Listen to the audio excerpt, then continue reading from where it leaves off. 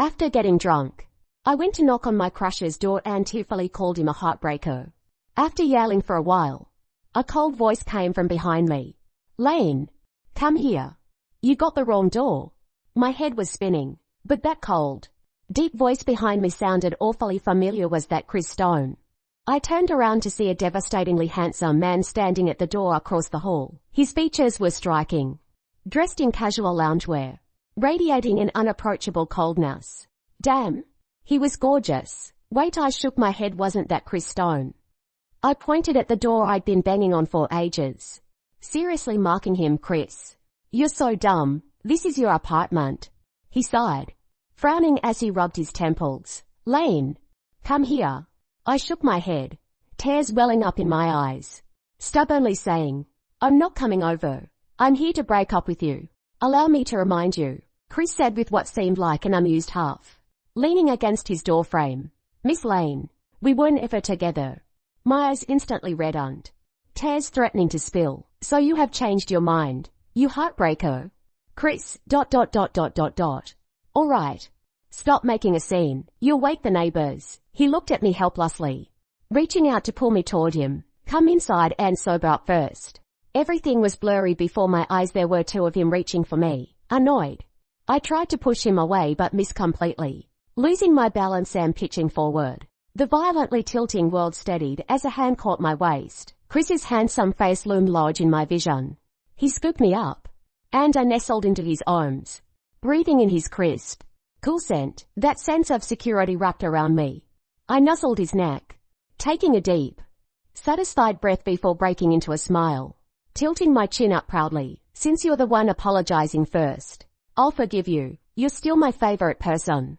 The man snorted. "How generous of you, Miss Lane." I leaned against him, eyes closed. A moment later, I felt Chris about to let go and immediately snapped awake. Opening my eyes, I poked his cheek with my finger, accusingly. "You want to abandon me?" Chris's face stiffened. He turned his head to the right, but my finger followed. He couldn't escape. "Lane." He took a deep breath.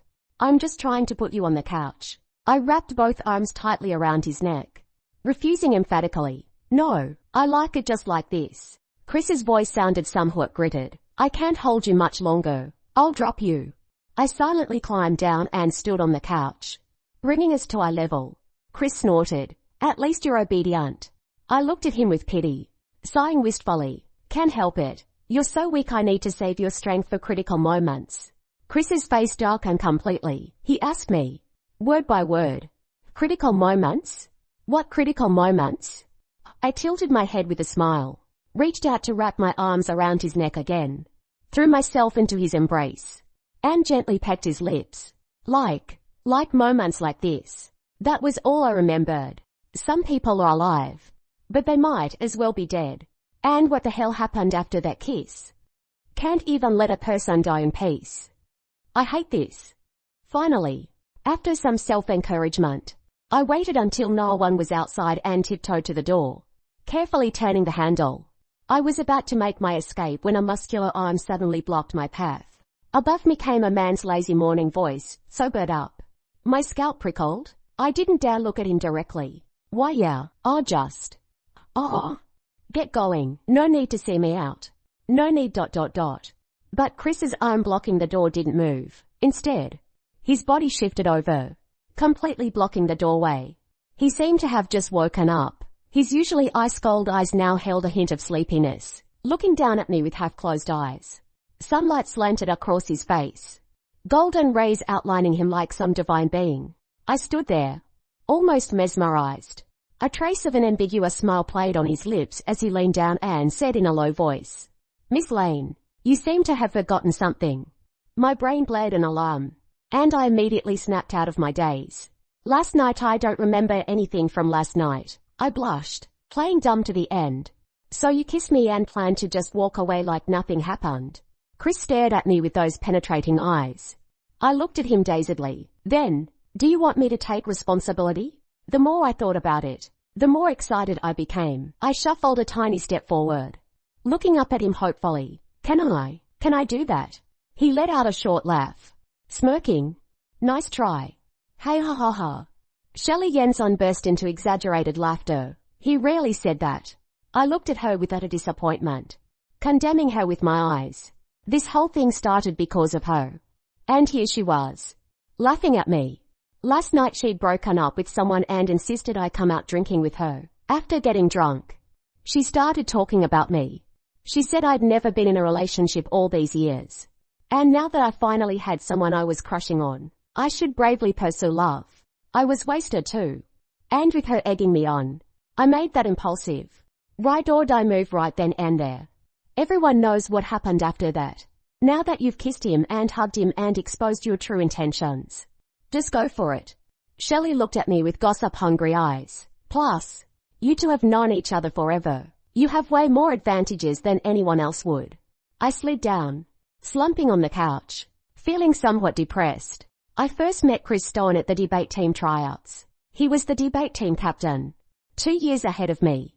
In that crowded lecture hall, the moment I walked in, I spotted him sitting at the judges' table.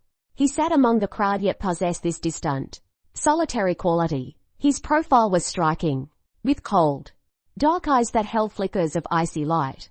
I was instantly knocked off my feet by his looks. Thank God for this mouth of mine sharp since childhood. I made it onto the team and participated in competitions of all sizes with him. I was the cross-examiner. He was the closing speaker. On the debate floor, I handled rapid-fire attacks while he always had my back. We were perfectly in sync as partners. Naturally, when he started his business, he invited me to join.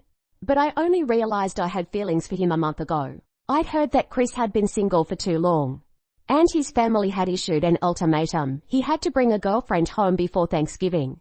I teased him about it on the spot, saying no wonder his family was pushing after all these years. There wasn't a single woman around him. Of course they'd be anxious. He'd been signing documents but suddenly looked up at me, rebutting seriously, "You're around me. Aren't you a woman?" I froze, blinking as my heartbeat gradually quickened. He seemed not to notice my reaction. He looked down, thinking for a moment, then looked back up at me with a self-deprecating smile. "Though I guess you're the only one around me." That instant, we briefly locked eyes. He suddenly turned to look out the window, and my mind in chaos. I instinctively followed his gaze. The clear afternoon, with its bright, warm sunlight, a few leaves were gently spiraling down. He smiled faintly, no longer wearing that cold expression he showed others. His voice was casual and relaxed. He said, "Lane, our 9th autumn.